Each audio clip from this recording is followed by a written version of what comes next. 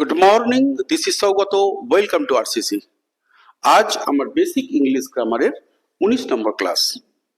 এর আগের 3টে ক্লাসে আমি পর টেন্সটাকে কমপ্লিট করেছি, প্রেজেন্ট, পাস্ট এবং ফিউচার। এই 3টে ক্লাস নেওয়ার পর আজকে যেটা একটা সিনপসিস আনছি, আমি প্রত্যেকটা টেন্সকে কিভাবে বাড়িতে প্র্যাকটিস করব, সেই প্র্যাকটিসটা আজকে শেখাবো। প্র্যাকটিস করার আগে প্রথমেই আমাকে যেটা শিখতে হবে সেটা হচ্ছে verb. Without verb you can't make any sentence. ভার্বটা চাই, একদম আসা যাওয়া, খেলা, পড়া, ঘুমানো সবই ভার্ব। এখন প্রথম আমি তোমাদের বলে দিই, এমন একটা ভার্ব চুজ করবে যার 3টে ফর্ম যেন আলাদা আলাদা হয়। কেন বলছি দেখো, আমি মনে করো পুট ইউজ করলাম। পুট মানে রাখা, 3টে ফর্মই সেম, V1, V2 আর V3। দেখো 3টেই সেম, কিন্তু আমার টেন্সের স্ট্রাকচার অনুযায়ী কখন V1 ইউজ করব, কখন V2 ইউজ করব, কখনো V3 ইউজ করব।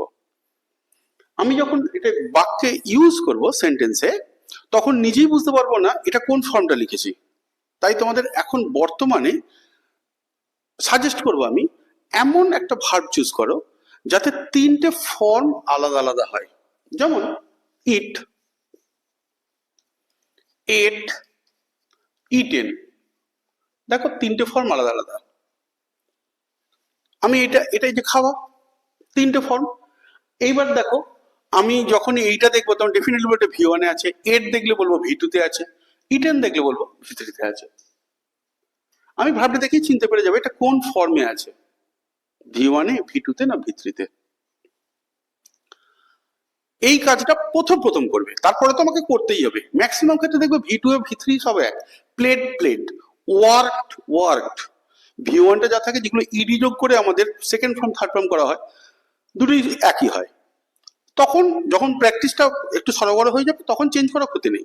প্রথম 2-1 দিন এই 3টে ফর্ম আলাদা আলাদা হয় এরকম ভার্ব চুজ করে নাও। আমি ইটটা দিয়ে আজকে বাক্য করব না, কারণ আমি টেন্স যখন শিখিয়েছিলাম ইটকে ইউজ করেছিলাম। আমি আজকে অন্য একটা ভার্ব নিচ্ছি। দেখো, রাইট।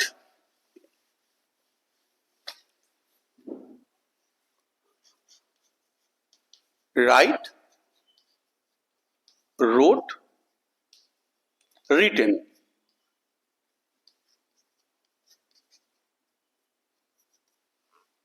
V1, V2, V3 দেখো আলাদা। রাইট মানে লেখা, রোট আর রিটেন। এইটা দিয়ে আমি একটা 1 নম্বর বাক্য লিখবো। 1 নম্বর মানে কি বলেছি, প্রেজেন্ট ইনডিফিনাইট। সেইটাকে আমি কন্টিনিউয়াসে নিয়ে যাব, সেটাকে পারফেক্টে নিয়ে যাব, সেটাকে পারফেক্ট কন্টিনিউয়াস করব। আবার পাস্টের দিকে যাব, past indefinite, past continuous, past perfect, past perfect continuous. কেমন?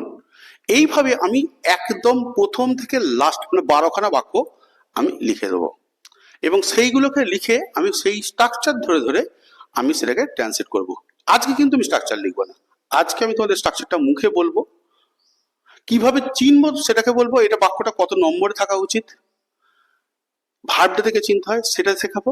তারপরে সেই স্ট্রাকচারটা আমি মুখে বলে সেটাকে আমি ট্রান্সলেট করবো। কেমন? যেমন দেখো,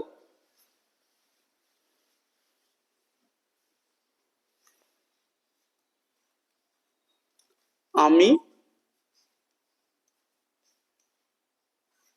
চিঠি লিখি। আমি চিঠি লিখি। আমি চিঠি লিখি, এই যে ভার্ব লেখা, এইটা দেখেই আমি চিন্তা করবো। আমি চিঠি ধরে কিন্তু আমি আইডেন্টিফাই করতে পারবো না। মেন যেটা ধরতে হয় সেটা হচ্ছে ভার্বটাকে ধরতে হয়। এই ভার্বের রূপটা দেখে বুঝে যাব এটা কত নম্বরে আছে। আমি 1 নম্বর সূত্রে বলেছিলাম যে প্রেজেন্ট ইনডিফিনাইট, সেক্ষেত্রে বলেছিলাম যখন দেখবে একটা ভার্ব ইউজ হয়ে বাক্য তৈরি হয়েছে কিন্তু ক্রিয়ার কালটা নির্দেশ করছে না। তুমি দেখো এই বাক্যটা পড়ে হয়ে গেছে, হবে, হচ্ছে আইডেন্টিফাই করতে পারছি না। এই ধরনের বাক্যগুলোর নাম দেবো 1 নম্বর বাক্য। এর স্ট্রাকচার কি শিখিয়েছি? 1 নম্বর বাক্য মানে কি, প্রেজেন্ট ইনডিফিনাইট। সব নাম্বার দিয়েছিলাম, আমি আজ নাম্বারটা দিলাম। 1 নম্বর বাক্য এটা। আমি চিঠি লিখি। স্ট্রাকচারে বলেছিলাম কি, সাবজেক্ট, ভার্বের প্রথম ফর্ম, আদার্স। সাবজেক্টে কে? আই। ভার্বের প্রথম ফর্ম কি হবে? রাইট। তারপরে লেটার।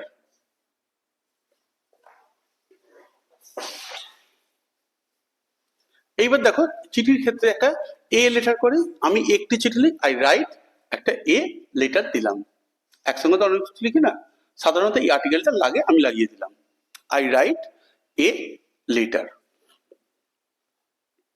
এটা শিখলেই হবে না, আমি এর সঙ্গে আর একটা শিখিয়েছি কি না, এইটার উল্টো দিক দিয়ে চিঠি দিয়ে যদি বাক্যটা শুরু করি তখন কিভাবে বাক্যটা তৈরি করব। কারেক্ট, তখন হবে চিঠি লেখা হয়। চিঠি লেখা হয়।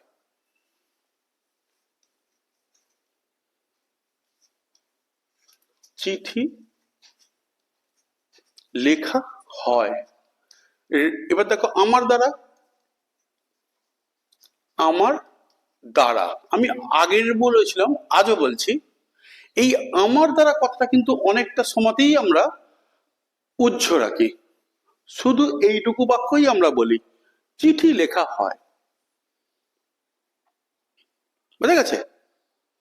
সাধারণত আমরা ইনডিফিনাইটের যদি ঘোরাই, ইনডিফিনাইট টেন্সকে, এইটা লেখা হয়। আমি যেহেতু আজকে আইটা লিখেছি তোমায় দেখিয়ে দিচ্ছি। চিঠি লেখা হয়, এটাকে বলেছিলাম কি, চিঠি দিয়ে যখন কি লেখা হয় চিনবে কি করে? লেখাকে কি দিয়ে প্রশ্ন করো, সে সামনে বসে আছে, তখন তুমি কি করবে, অবজেক্টটাকে বসাবো, একটা বি ভার্ব মারবো, অবজেক্টটা বসিয়ে দিয়ে এ লেটার।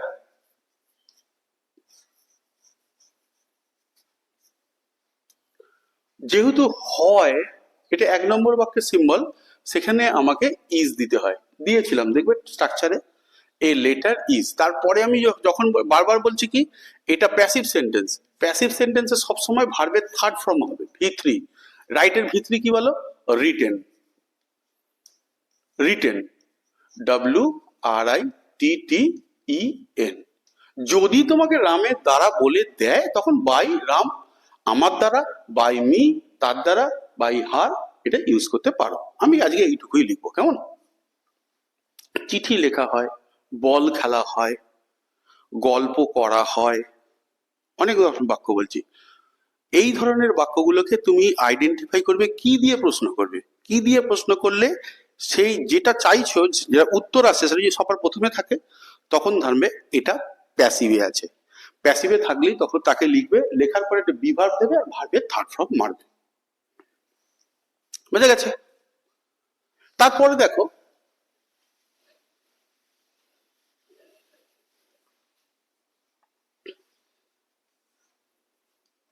আমি চিঠি চিঠি লিখছি। লিখছি, দেখো আমি চিঠি লিখছি। আচ্ছা, প্রতিবারে তোমার অসুবিধা হবে, এখানে একটা লিখেই দিচ্ছি, হ্যাঁ, আমি একটি চিঠি লিখছি। তাহলে তোমরা যেমনটি দেখবে তেমনটি করতে পারবে। আমি একটি চিঠি লিখছি। দেখো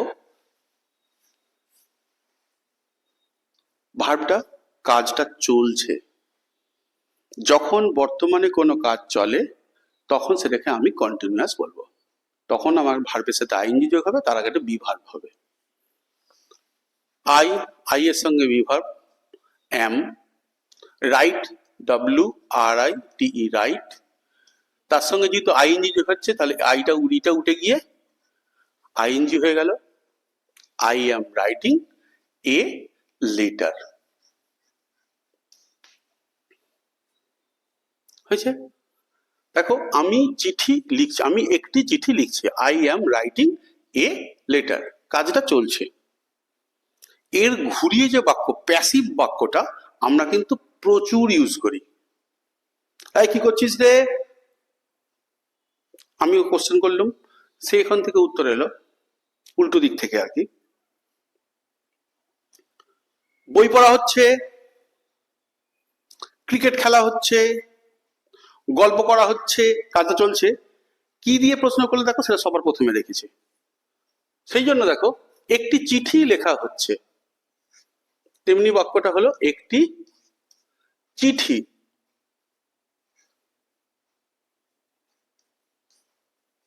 লেখা হচ্ছে। এই দেখো লেখা হচ্ছে, কাজটা রানিং, বর্তমানে যখন কাজ রানিং। এবার দেখো কি লেখা হচ্ছে, একটি চিঠি সবার সামনে আছে। অবজেক্ট দিয়ে বাক্য যখন শুরু হবে সেটা প্যাসিভ বাক্য। প্যাসিভ বাক্যে কন্টিনিউয়াসে নতুন একটা ওয়ার্ড আনতে বলেছি, সেটা হচ্ছে BEING, বিং। এ লেটার, এই লেটারের সঙ্গে বি ভার্ব ইজ হয়, নতুন ওয়ার্ডটা কি বললাম, বিং, BEING, বিং। তারপরে remain same, third form written, ব্যাস। তাহলে দেখো একটি চিঠি লেখা হচ্ছে, এখন ক্রিকেট খেলা হচ্ছে। আমি তোমাকে জিজ্ঞাসা, এখন তো IPL খেলা চলছে, আমি বললাম এখন কি খেলা চলছে গো, তুই বলে এখন স্যার ক্রিকেট খেলা চলছে। এখন IPL খেলা চলছে, বলি না, এই যে IPL খেলা চলছে, কি খেলা চলছে, IPL চলছে, তার মানে এটা প্যাসিভ সেন্টেন্স। তখন বলতে হবে নাও IPL is being played.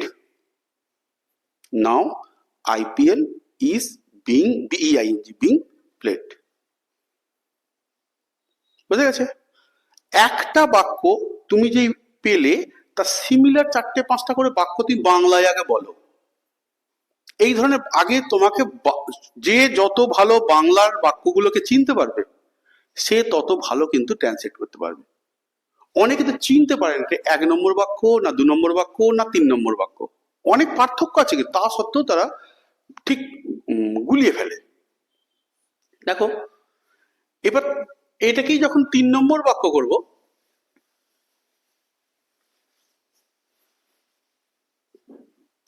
আমি একটি চিঠি, কাজটা জাস্ট হয়ে যাবে, জাস্ট করে দাও, লিখেছি।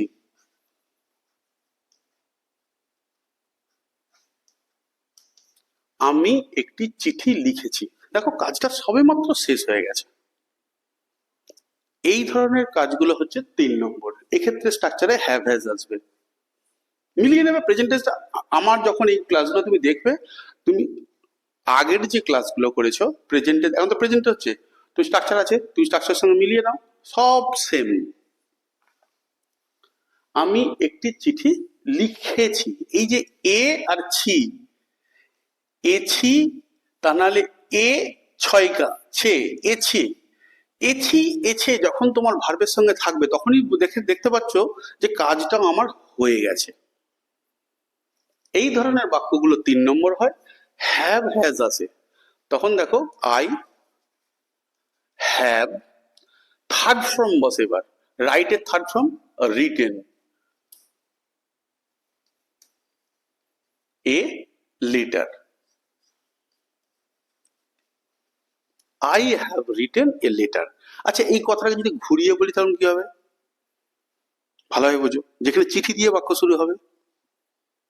কারেক্ট, একটি চিঠি লেখা হয়েছে, তার জন্য একটা গিফট কেনা হয়েছে। অনেক বলি আজকে ক্রিকেট খেলা হয়েছে, আজকে এটা পড়া হয়েছে। দেখো কতগুলো প্যাসিভে বললাম। তোমরা এরকম অনেকগুলো বাক্য নিজে নিজে করবে, তারপরে সেটাকে ইংরেজিতে করার চেষ্টা করবে। তাহলে I have written a letter, এটা ঘুরিয়ে ফেললাম, তাহলে কি হয়ে গেল, একটি চিঠি লেখা হয়েছে, লেখা হয়েছে। দেখো একটি চিঠি লেখা হয়েছে, বল খেলা হয়েছে, বাড়ি যাওয়া হয়েছে, অনেক হয়। তাহলে এখানে তাহলে কি করব, নতুন যে ওয়ার্ডটা আছে সেটা হচ্ছে বিন। আগে অবজেক্ট বসাই, এ লেটার হ্যাজ, এর সঙ্গে হ্যাজ হয়, নতুন ওয়ার্ডটা কি বললাম, বিন, কারেক্ট, বি ডবল এন, বিন। তাহলে এ letter has bin, third form সবসময় প্যাসিভে, রিটেন। আমি বারবার বলি, তুমি যে কোনো বই খুলে দেখবে টেন্স শেখানো হয় কেবলমাত্র অ্যাক্টিভের বাক্যগুলো দিয়ে, প্যাসিভ গুলো তারা ইগনোর করে যায়, পরে ভয়েস চেঞ্জের সময় শেখানো হয়। কিন্তু আমি ভয়েস চেঞ্জ শেখার আগে তো ট্রান্সলেশন করব, তখন এই যে বাক্যগুলো আমি যে বলে ফেলবো, তখন তো আর ইংরেজি করতে পারবো না। আমি সেই জন্য সব সময় আমার ছাত্রদের যখনই শেখাই অ্যাক্টিভ আর প্যাসিভের স্ট্রাকচার একসঙ্গে শেখাই। একটু প্রথমে কষ্ট হবে, কিন্তু একবার যদি ধরে ফেলতে পারো, তোমার কাছে সমস্ত বাক্য একদম পদানত, তুমি পারবেই পারবে। তাহলে দেখো, a letter has been written, এইটাকেই দেখো 4 নম্বর বাক্য করছি। 4 নম্বর বাক্য করতে গেলে কি বলেছিলাম মনে আছে? 4 নম্বর বাক্য করতে গিয়ে বলেছিলাম 2 নম্বর বাক্যের সঙ্গে সময় যোগ। 2 নম্বর বাক্য একটা লিখে ফেলি, দেখো,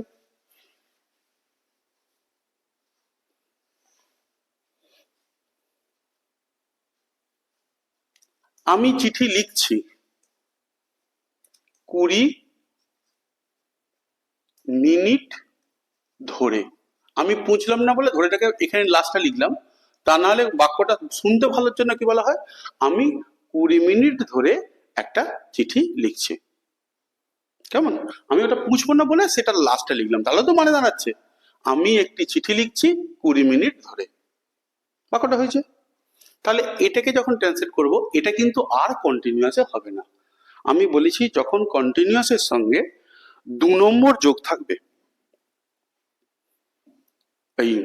যখন কন্টিনিউয়াসের সঙ্গে সময় যোগ থাকবে, তখন সেটা আর 2 নম্বরে রাখবো না, তখন সেটা 4 নম্বর বাক্য, প্রেজেন্ট পারফেক্ট কন্টিনিউয়াস।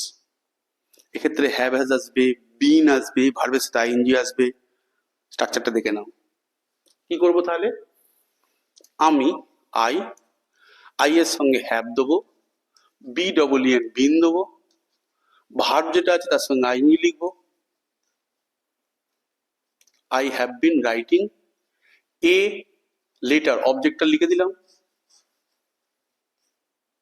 এইবার দেখো 20 মিনিট ধরে, এই সময়টা নির্দিষ্ট করে নয়, কোন 20 মিনিট কিন্তু আমি জানি না, 10টা থেকে 10টা 20ও হতে পারে, আবার সন্ধ্যে 6টা থেকে 6টা 20ও হতে পারে, কেউ জানে না, এটা যে কোনো সময় হতে পারে। যখন যে কোনো সময় হতে পারে নির্দিষ্ট করা নেই, তখন ফর ইউজ করব, ফর 20 মিনিটস,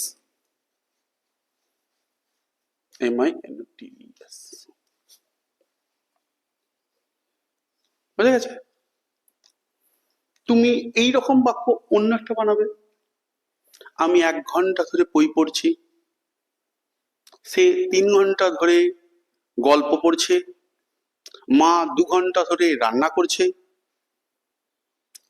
এই প্যারালাল কিছু বাক্য সঙ্গে সঙ্গে তোমরা তৈরি করে নেবে, সেটাকে ট্রান্সলেট করার চেষ্টা করবে। প্রথম প্রথম নিজে নিজে বাক্য তৈরি করবে, যেগুলো নিশ্চয়ই পারো তো এইরকম বাক্য তৈরি করবে, সেইগুলো প্র্যাকটিস করবে। সেগুলো প্র্যাকটিস করার পর তারপর তোমার বাড়িতে যে বড় আছেন তাকে বলবে কিছু সহজ সহজ বাক্য বলতে, সেগুলোকে করার চেষ্টা করবে, তবে তোমার কনফিডেন্স বাড়বে। কেমন? প্রথম প্রথম এখন বলবো 3-4টে কি 5টা ক্লাস নিজে নিজে, একই সেশন, আমার কাছে আমার ক্লাস নয়, আমি এটা করেছি, আর একদিন হয়তো করাবো, তুমি বাড়িতে বসে বসে 3-4 দিন প্র্যাকটিস করবে, তারপর কাউকে বলবে। নাহলে হট করে বললো কেউ আর তুমি করতে গিয়ে আটকে গেল, তখন কনফিডেন্স হারিয়ে যাবে। আগে নিজে প্র্যাকটিস করে না 12টা সেন্টেন্স সম্বন্ধে। কেমন? এটার কিন্তু ভিসি হয় না, মানে ভয়েস চেঞ্জ এর হয় না, তাই এই পর্যন্তই রয়ে গেল। এইবার আমি বাক্যটাকে কি করছি, একদম সোজা ট্রান্সফার করে 5 নম্বরে নিয়ে চলে যাচ্ছি। বলো বাক্যটা কি হবে? কারেক্ট, আমি একটি চিঠি লিখেছিলাম।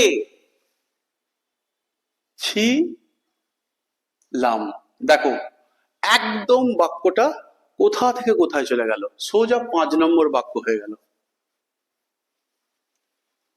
5 নম্বর বাক্যটা কি বলেছি না, এটা পাস্ট ইনডিফিনাইট, সাবজেক্ট, ভার্বের সেকেন্ড ফর্ম, আদার্স, ভার্বের সেকেন্ড ফর্ম লাগবে। তাহলে সাবজেক্টটাকে আমি অবশ্যই ভার্বের সেকেন্ড ফর্ম কি বলেছিলাম, রাইটের থার্ড রাইট, রোট, রিটেন। রোটটা নেবো, I wrote a letter. I wrote a letter. Subject ভার্বের দ্বিতীয় ফর্ম, যেটাকে V2 বলি, সাবজেক্ট V2 আদার্স। কেমন? এইবার বলি, এটাকে যদি আমি ঘুরিয়ে লিখি, প্যাসিভ বানাই, তখন কি করব? একটি চিঠি লেখা হয়েছিল। একটি চিঠি লেখা হয়েছিল। একটি চিঠি লেখা হয়েছিল। হয়েছে? একটি চিঠি লেখা হয়েছিল, ক্রিকেট খেলা হয়েছিল, একটি বই পড়া হয়েছিল, ভাত খাওয়া হয়েছিল, স্কুলে যাওয়া হয়েছিল। বললাম না, এইরকম বাক্য তুমি নিজে নিজে তৈরি করবে। এই ক্যাটাগরিতে কিরকম বাক্যগুলো হয়, আমি একটা বললাম, তুমি আরো চারটে বললে, কেমন? তাহলে একটি চিঠি লেখা হয়েছিল, এক্ষেত্রেও দেখো কি বললাম, যেহেতু এটা হয়েছিল অতীতকাল, এক্ষেত্রে বি ভার্ব আসবে, ওয়াজ ওয়্যার। তাহলে একটি চিঠি, এ লেটার was written.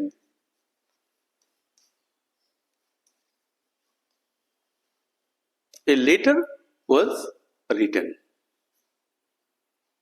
বুঝে গেছে? এইবার এই বাক্যটাকে আমি যখন অতীতকালে চলবে বোঝাবে, অতীতে চলবে, বুঝছো? তখন সেটা কি করবো? অতীতে যখন আমি কাজটাকে রানিং করতে যাব, তখন কি বলবো? একটি চিঠি লিখছিলাম। খালি দেখো একাটা পৌঁছে দিলাম, দেখো পুরো 5 থেকে ওটা 6 নম্বর বাক্য হয়ে গেল। আমি একটি চিঠি লিখছিলাম, মানে লেখা কাজটা চলছিল। আমি বই পড়ছিলাম, সে গান গাইছিল, তারা ক্রিকেট খেলছিল। অনেকগুলো বাক্য হলো। এটাকে আমি কি করে ট্রান্সলেট করব? এটাকে ট্রান্সলেট করতে গেলে দেখো, আমি করব সাবজেক্ট ওয়াজ ওয়্যার, ভার্বের সাথে আইএনজি যোগ, আদার্স। সাবজেক্ট এখানে আই এর সাথে হয় ওয়াজ, ভার্ব যেটা হচ্ছে রাইট, তার সঙ্গে আইএনজি যোগ। তাহলে I was writing a letter. I was writing a letter. এইবার এটি যদি ঘুরিয়ে বলি, তখন কি হবে? একটি চিঠি লেখা হচ্ছিল, ক্রিকেট খেলা হচ্ছিল, গল্প পড়া হচ্ছিল, বই পড়া হচ্ছিল। আচ্ছা, তাহলে এটাকে করবো, তাহলে একটি চিঠি লেখা হচ্ছিল।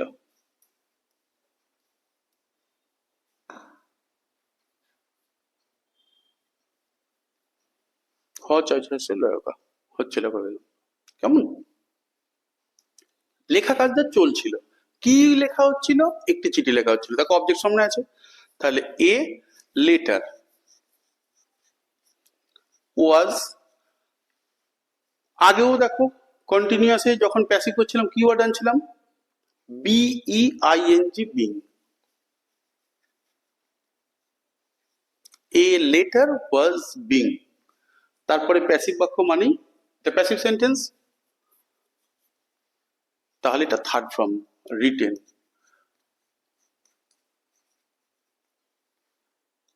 টোটাল 12খানা সেন্টেন্স হয়। আমি 6টা সেন্টেন্সের আজকে তোমাদের করে দিলাম।